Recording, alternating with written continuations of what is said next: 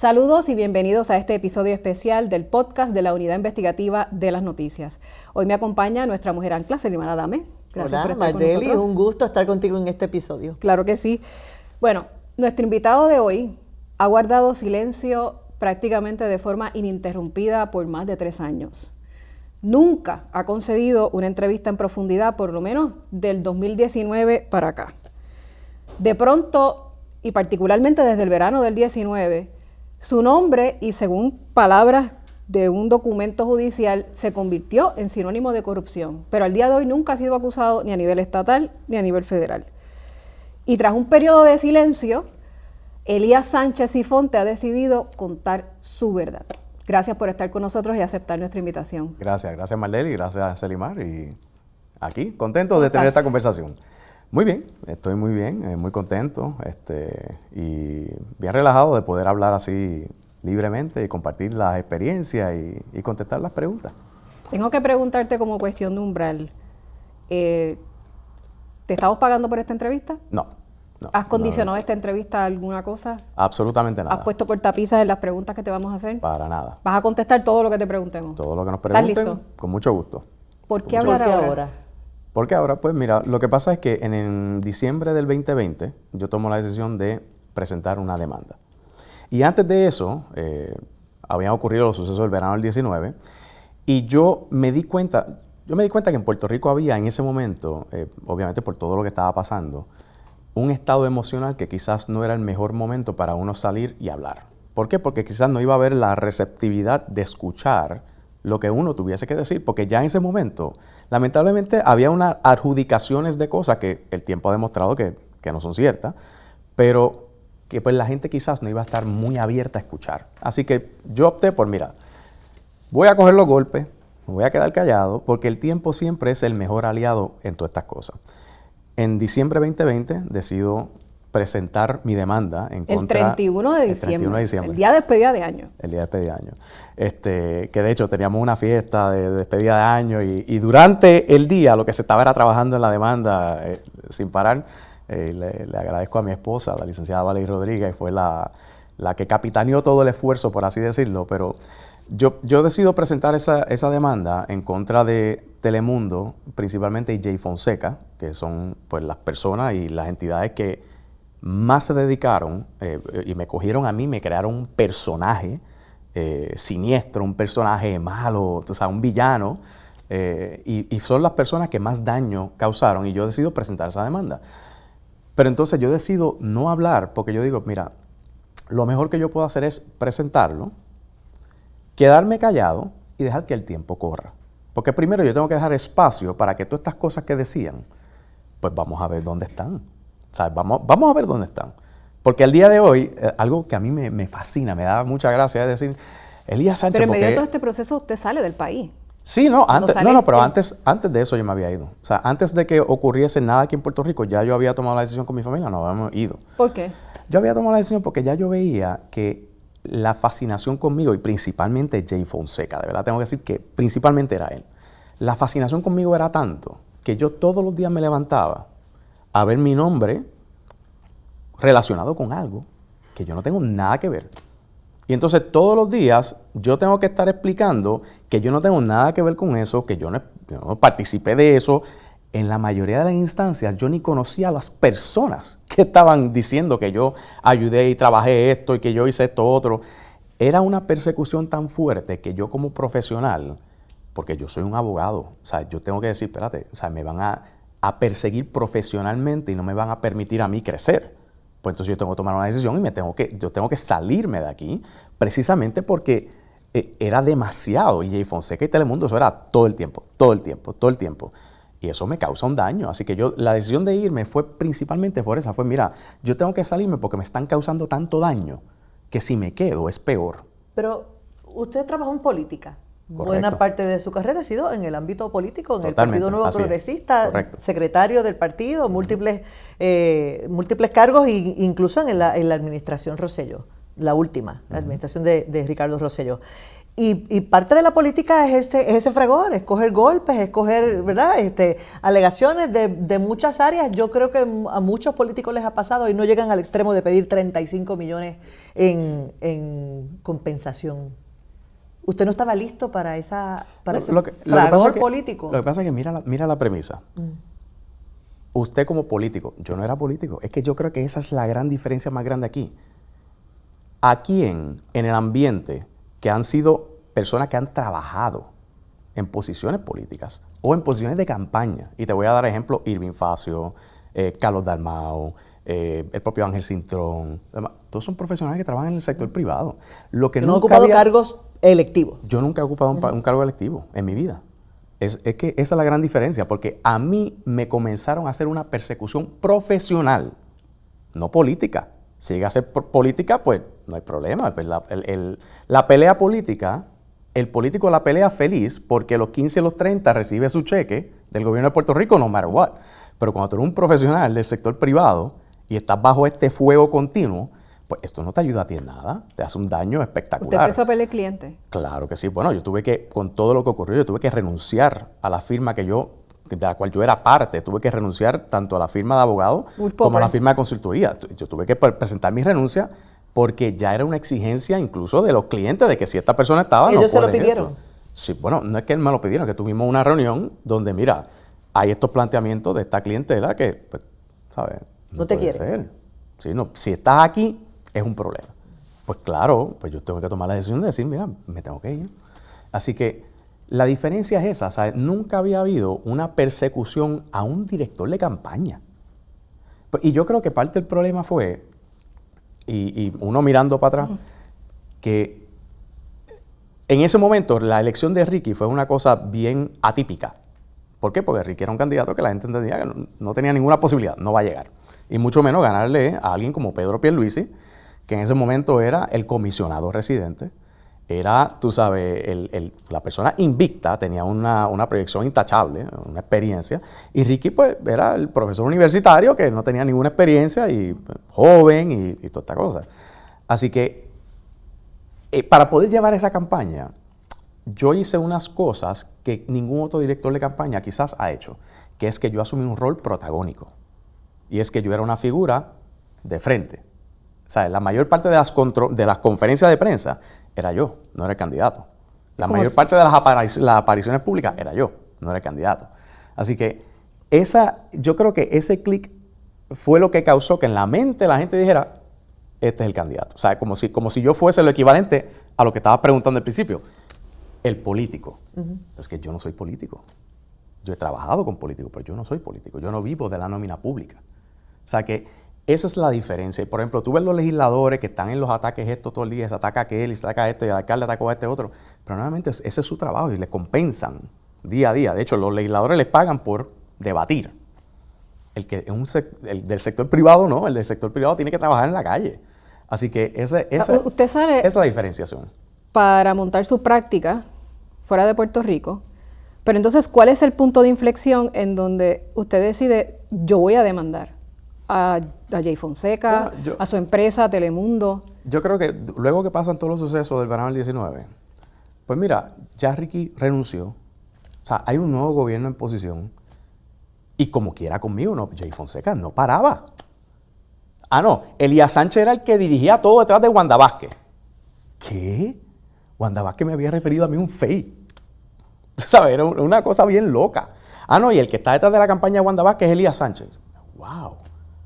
Y todo era, y el que controla todo, y él seguía y seguía. De hecho, muchos de los señalamientos que hacemos es posterior al verano del 19, que eso no paraba.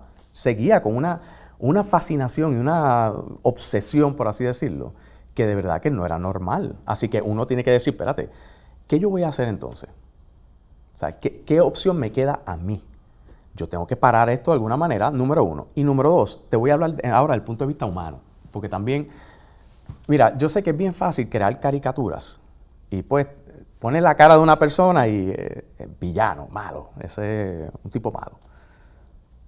Esto es una persona que es padre, tiene hijos, tiene familia, tiene madre. En ese momento mi papá estaba vivo, todos sufriendo todo lo que estaba pasando. ¿sabes? Mis familiares continuamente, tú sabes, sintiendo la presión de que algo malo me podría pasar a mí por historias de Jay Fonseca, por historia. Tú sabes, es bien complicado y uno tiene que decir en algún momento yo tengo que hacer algo, pero también yo tengo que hacer algo porque yo no quisiera que esto le pase a nadie. Honestamente, yo no quisiera que esto le pasara a nadie. ¿Usted llegó a tener una relación cercana con Jay Fonseca? Pues mira, en algún momento, yo no sé si la puedo catalogar como cercana, pero teníamos buena comunicación. En algún momento la teníamos. Él, a instancias, por ejemplo, cuando sus inicios en Red 96, yo lo apoyaba en su programa, participaba con él. En la Escuela de Derecho coincidimos, no cogimos clases juntos, pero coincidimos en varias instancias. Y después siempre lo apoyé a él en su taller y lo demás. Y cuando él tenía algún tipo de petición, yo siempre estaba ahí con él.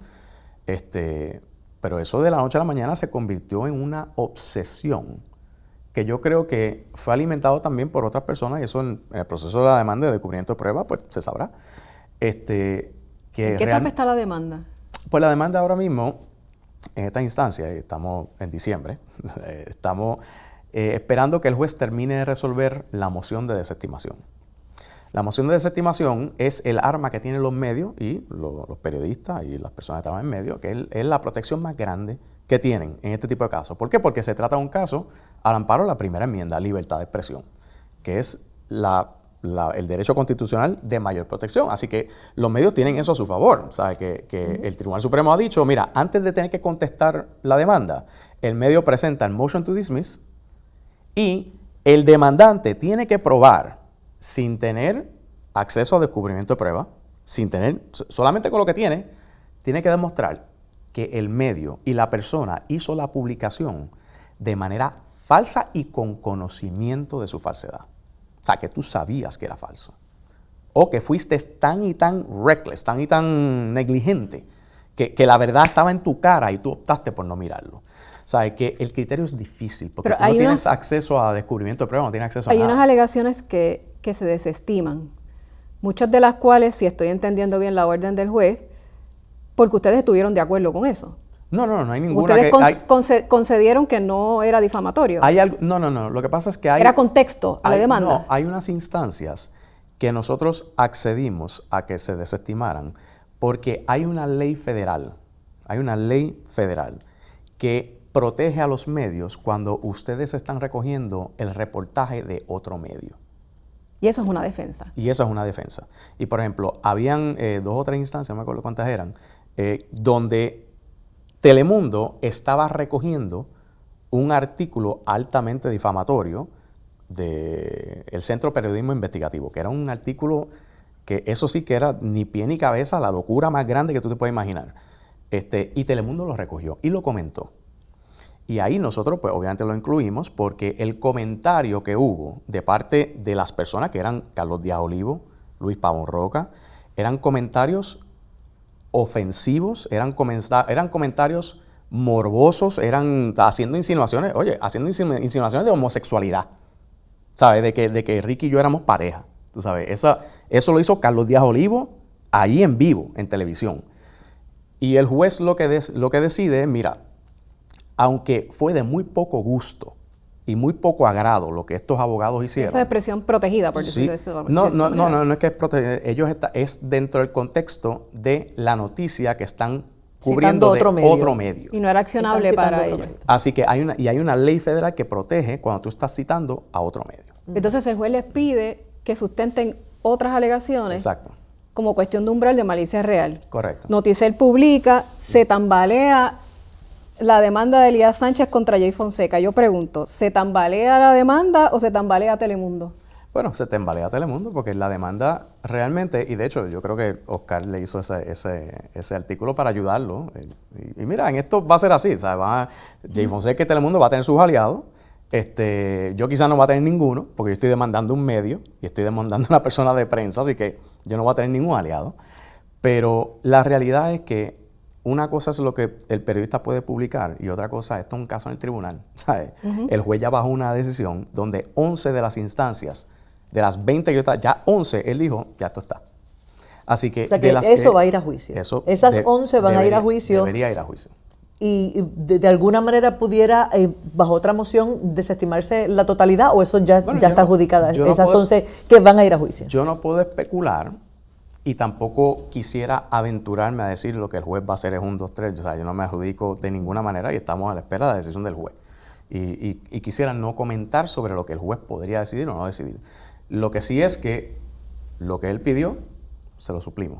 O sea, en términos de él nos pidió en las otras instancias que restaban, pues él pidió una información adicional, él pidió unas cositas. Pues, pero ¿dónde están esas maquinaciones insidiosas que el juez pide para probar esa malicia real? Particularmente contra usted, que es figura pública, y usted sabe que es mucho más complicado y difícil probar un caso de difamación contra una figura pública porque tiene un estándar más alto. Claro.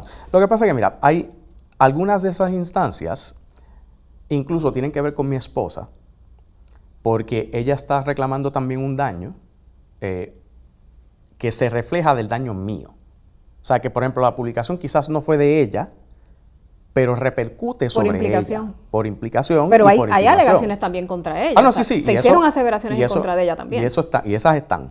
Pero de las que el juez pidió más información, hay algunas que tienen que ver con ella. De qué manera esto le causó un daño a ella. O sea, porque tienen que ver sobre mí. Pero, por ejemplo, te voy a dar un ejemplo de algunas claras que están ahí en blanco y negro en la demanda. La primera, que es la más básica. O sea, Telemundo en un programa anunció última hora, último minuto, rompiendo y con palabras grandes en la pantalla, así saliendo, ¡ay, última hora! ¡Paren todo! Y anunciaron que a mí me iban a arrestar. Eso fue el 16 de julio del 2019. Empieza ese relato en la página 23 de la demanda. Correcto. Anunciaron el arresto mío, pero no tan solo es anunciarlo, una cosa es anunciarlo, es que publicaron el número de casos. Con este número de casos, el jueves van a arrestar al licenciado Elías Sánchez, toda la cosa. A mí cuando me envían eso, yo, ¿qué es esto? ¿Qué es esta locura? Pues lo primero que uno hace es que uno entra el número de casos. Y cuando era entrar el número de casos, era un caso de civil que no tiene nada que ver conmigo. Y ahí tú tienes un ejemplo clásico de lo que es malicia real. ¿Cómo usted se entera qué pasó por su mente? Bueno, yo me entero porque yo empiezo, obviamente, el teléfono de uno empieza a explotar. O sea, empieza a explotar y yo, pues, obviamente empiezo a ver todas las llamadas. Yo no hago mucho caso hasta que empiezo a ver las llamadas de mi mamá, de mis familiares y todo ese tipo de cosas. Y es como que, y yo, mira, nada que ver, tú sabes. ¿Usted pensó que lo estaban investigando? Yo, honestamente. ¿Llegó a pensar, tal vez hay una investigación en mi contra? Mira, yo creo que dentro de todas las especulaciones que había, uno puede pensar, pues mira, pues quizás sí la hay, pues yo no sé, a mí no me consta. ¿Y preguntó? ¿Indagó con las autoridades? No, para nada. ¿Alguna vez lo llamaron para entrevistarlo sobre alguna investigación contra suya o contra algún otro funcionario? Nunca.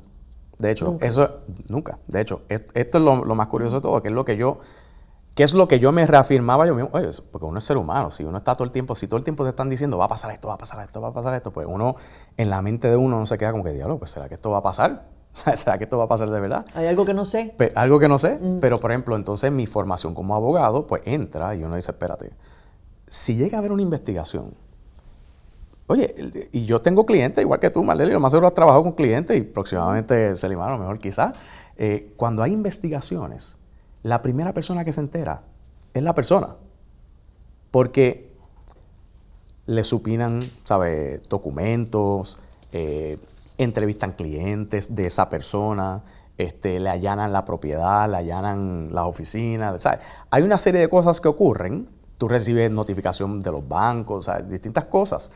Hay cosas que pasan que tú te enteras y tú sabes, está pasando algo. En mi caso, nada. Absolutamente nada. No hay ni un solo cliente mío. ¿Ni sobre ese caso del que anunciaron que habría algún arresto o sobre algún otro? Sobre ninguno. Sobre ninguno. Ni sobre mí ni sobre otros. Ninguno. Entonces, o sea, pues, nunca hubo requerimientos de información a usted o supina. ¿Alguna vez declaró ante un gran jurado con relación a estos eventos? Nunca. ¿Lo visitó el FBI en algún momento? Tampoco. ¿A su casa aquí o afuera? Tampoco, nunca. ¿Una llamada? Tampoco. ¿Familiares, amistades, clientes suyos fueron entrevistados por las autoridades federales o estatales? Tampoco. ¿Con relación a estos eventos que se alegan en la demanda? Tampoco. Es que ese es el punto, que cuando yo veía todo lo que estaba pasando, yo decía, pero, ¿sabes? Te voy a poner el contexto. Pero usted dudó en un momento dado, o sea, y muchas personas contratan un abogado, mira, chequéame a ver qué está pasando Pues claro, allá. porque la naturaleza tú sabes, humana, sí. La naturaleza lo humana es pensó, decir, mira, pues chequéame claro, a ver si está pasando algo. seguro que sí, claro que sí, porque uno tiene que decir que es esto. ¿Llegó a contratar Claro, representación legal? Sí, claro que sí. Yo contraté pero fue para la cuestión esta del FEI y el referido que hubo el Y de Departamento eso vamos a Justicia, estar hablando más adelante. que yo contraté al licenciado Tony Zagaldía, caramba, no, tremendo abogado, pero Tonito Andreu. Sí, a Tonito Andreu yo lo contraté y fue el que llevó el caso del FEI, que llevó el caso del celular mío y todo ese tipo de cosas. Pero en el contexto de investigaciones, mira, nosotros, y cuando digo nosotros, las personas que de alguna manera colaboramos con la administración de Ricardo Rosselló, uno siempre se enteraba. Por ejemplo, los supinas que llegaban del caso de educación, del caso de lo de video, de todo eso, uno se enteraba, claro que sí, no sabía. Ni nunca le pidieron que colaborara con nada. Con nada. De hecho, pero lo gracioso es que, y parte de las cosas que yo tengo en la demanda es, Jay Fonseca seguía insistiendo, a pesar de que las personas que sí desfilaron en aquel momento ante un gran jurado por otras razones, que no tiene que ver con las personas. Te voy a dar un ejemplo. Uno de ellos es el exsecretario de la Gobernación, Ricardo Gerandi.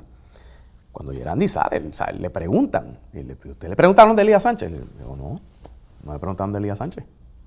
No me preguntaron nada de él. Pero había una insistencia a la mala. De hecho, cuando el gobernador regresa de su viaje a Europa, que estaban en medio de las manifestaciones y todo lo demás, en ese momento había ocurrido los arrestos del caso de educación y de salud y de video. Los de video. Educación, salud y los de video. Los primeros 20 minutos de la conferencia de prensa eran preguntándole sobre mí. ¿Sabes? Que no tenía nada que ver con ninguno de los... Que de hecho, ni soy mencionado, ni como persona A, ni persona 1, ni individuo ni que intervino en esto, nada. O sea, que realmente, y ahí es donde tú ves el daño, el efecto del daño de una persona como Jay Fonseca, que tenía una plataforma absoluta en Telemundo, porque Telemundo le permitía a él hacer lo que él quisiera. Y él entraba en todos los programas, estaba en día a día, al mediodía, y se metía por la tarde en el noticiero. Y después por la noche tenía su programa de televisión, y encima sus integraciones de redes sociales. Y eso era todo el día, con un sonsonete y con un cantado, que realmente, oye, el resultado uno lo ve ahí. De hecho, al día de hoy, el daño que él me ha causado a mí es tal que tú no tienes que decir nada. Tú dices, no, porque ahí está Elías Sánchez. Porque él es controversial. Él es controversial. ¿Cuál es mi controversia? ¿Qué fue lo que yo quisiera que me dieran a mí? ¿Qué fue lo que tú hiciste esto? ¿Usted siente que el daño a su imagen fue de tal naturaleza que Claro. todavía dicen Elías Sánchez y es igual a corrupción? Todavía al día de hoy, todavía, claro que sí, seguro que sí. Que no es presentable en sociedad.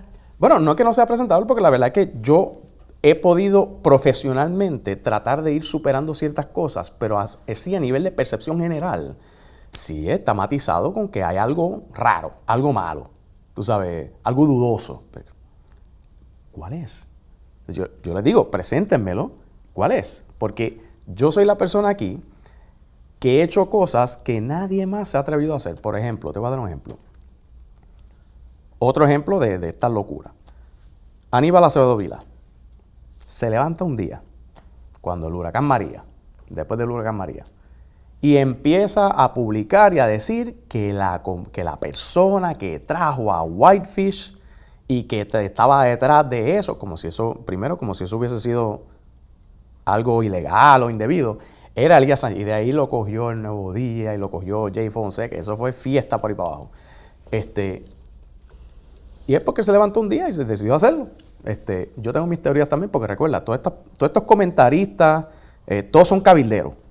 Todos representan intereses privados. Todos. Y todos son abogados y cabilderos. Entonces, obviamente, ven a uno como la competencia. Así que mientras más daño te pueden infligir, y por eso que tuve muchos comentaristas en la lista. ¿Usted nunca fue cabildero de Whitefish?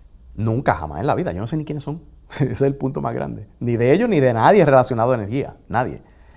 Pues la cuestión es que cuando empieza todo eso, empieza un frenesí tan fuerte que hasta los bonistas de la Autoridad de Energía Eléctrica, que en ese momento estaban en los casos del título 3, En sus escritos ante las juezas empiezan a no, porque la autoridad está matizada en corrupción, como el caso de Elías Sánchez con White, hasta en los escritos. Y yo veo eso y yo digo, mira, ahí yo tengo una oportunidad para hacer algo que aquí nadie tiene la interesa para hacer. Y yo hice una declaración jurada y la presenté ante el Tribunal Federal para pedirle que eliminen esa alegación, esa mención mía. ¿Y qué decía mi declaración jurada? Que yo no tengo nada que ver ni con Whitefish, ni con Cobra, ni con Mamos, ni con ninguna de las compañías que trabajando absolutamente nada, que no los conozco ni yo, ni mi familia, ni segundo, ni tercero, ni conocido, ni directa, ni directamente, ni nada. Y lo puse bajo juramento ante un tribunal. ¿Quién está dispuesto a hacer eso? Entonces, a ti, Caníbal, no está dispuesto a hacer eso. ¿A usted se le ha identificado como cabildero de empresas, como la pieza clave para que compañías contraten con el gobierno y tengan acceso? Y lo que se ha dicho es que usted salió bien rapidito del gobierno, de la posición que tenía como representante del gobernador ante la Junta, para poder hacer eso, porque ya tenía todo el conocimiento de lo que se iba a hacer y de cuáles iban a ser las movidas financieras del gobierno, y usted podía de esa forma beneficiar mejor a sus clientes.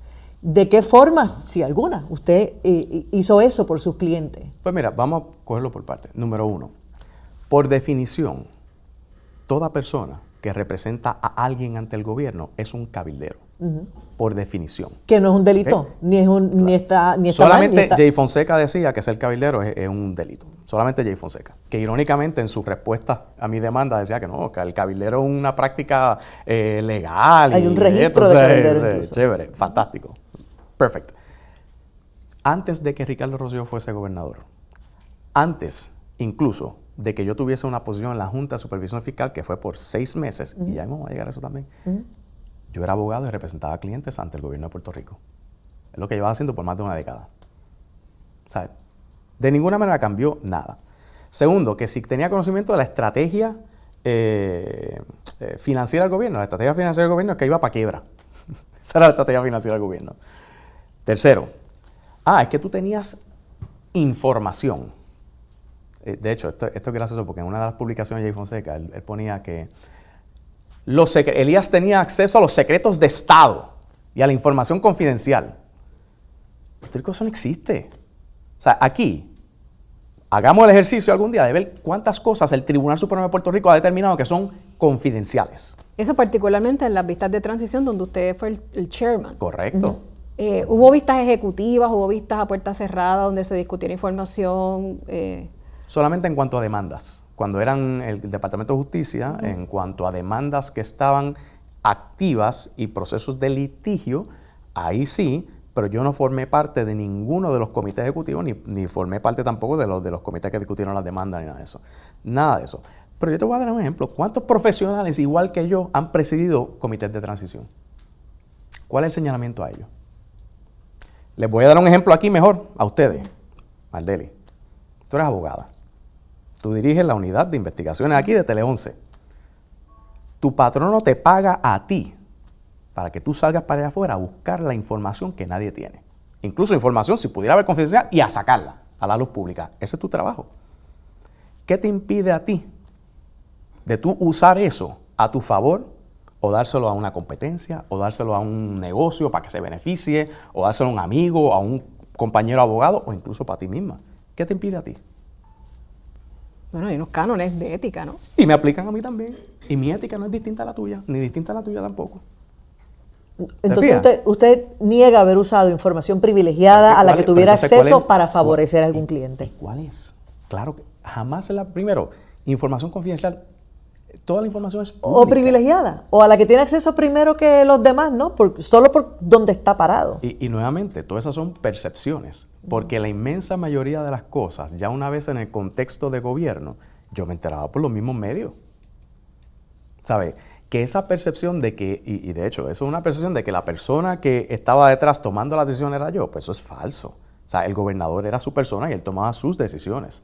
Yo me enteraba. Eso también se decía mucho, que usted era el poder detrás del trono, que usted era el que alaba los hilos allí, que Ricky Rosselló hacía lo que usted dijera. Siempre así, es que se ha creado. ¿Cuál es su verdad con relación a eso? Bueno, es que es la única verdad. Ricardo Rosselló, en la campaña, obviamente en la campaña, sí, él me dio a mí un espacio y básicamente un carril, o sea, por así decirlo, en términos de la dirección de la campaña. En el gobierno, él era el que tomaba las decisiones, no era yo. A veces él me consultaba alguna, no siempre. Y de hecho, mientras más transcurría el tiempo, menos y menos y menos eran las consultas, porque ya el gobernador va cogiendo sus pies y va cogiendo como que uno dice, su carrera, y ya no consulta. De hecho, al final yo me enteraba, como te digo, yo me enteraba por el periódico de la mayor parte de las cosas. Pero a lo que voy es que siempre ha habido este tipo de señalamiento conmigo, que es único conmigo, que es único. Tú sabes, que incluso ahora mismo no ocurre con el actual gobernador y personas que tiene al lado. No pasó con Alejandro García Padilla, con su hermano, ese nivel de señalamiento que tomaba decisiones. Tú sabes, en el caso mío, se tornó, ¿y tú sabes por qué se tornó en eso? Por Jay Fonseca. Porque cuando tú tienes una persona predicando todos los días que esta persona lo que hace es esto, lo que hace esto, pues va a crear una influencia sobre todo el mundo. Pero el ejemplo que yo te di, Marley, te aplica a ti, me aplica a mí, le aplica a Sleiman, le aplica a todo el mundo. Ahora, ¿qué nos distingue? Pues obviamente la ética que cada cual tiene. Entonces el planteamiento es, tú eres antiético. Pues, ¿a base de qué tú me dices que yo soy antiético? ¿Cuál es tu base para decirme a mí que yo soy antiético? ¿Cuál es? De hecho, en la demanda hay unas declaraciones del señor Jafet Rivera. Se hace alusión a una declaración jurada de Jafet Rivera. Correcto. También se menciona el asunto del Plan Vital y su alegada intervención con Triple S. Y quiero que hablemos sobre eso. Para que plantee lo que tenga que plantear con relación a esto. Pero vamos a hacer una pausa y regresamos en breve.